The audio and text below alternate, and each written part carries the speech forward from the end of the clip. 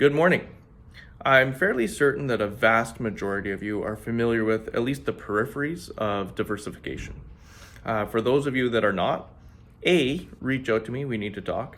And B, very briefly, it's the process of allocating capital in such a way that aggregate portfolio volatility is reduced by way of exposure to multiple asset classes versus concentration.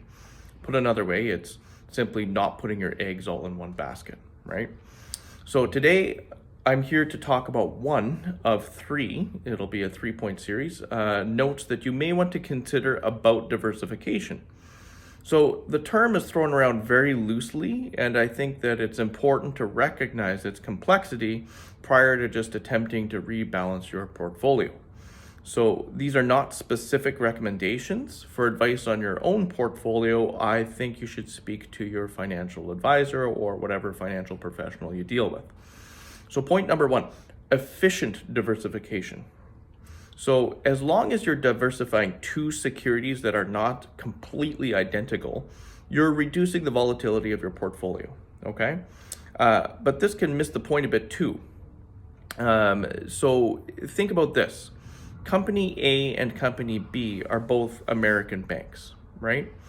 If you changed your portfolio allocation from 100% invested in Company A to 50% invested in Company A and 50% invested in Company B, you will have diversified your portfolio. However, did you do it effectively? No, you didn't.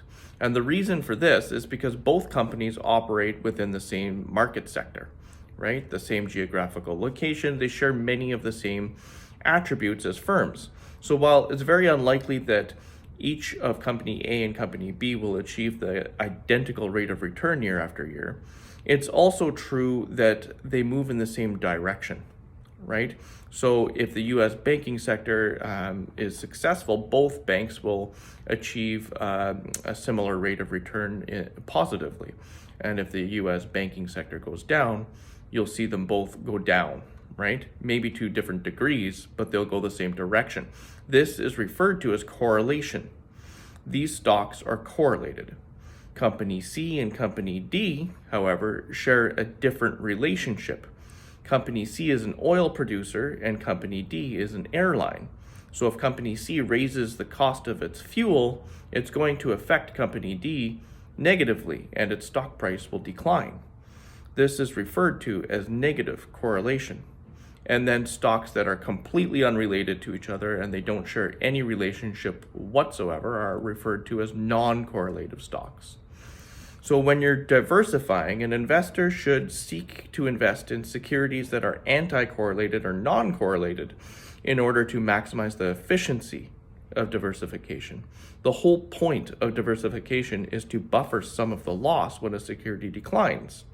This will not be achieved, at least not to the most efficient extent, if the securities are all going down at the same time. The only thing it'll achieve will be perhaps the degree to which they fall because, some banks, or just because that was the example I used, some firms perform better than other firms that operate within the same sector. So this is point one of point three of diversification. Don't just diversify effectively.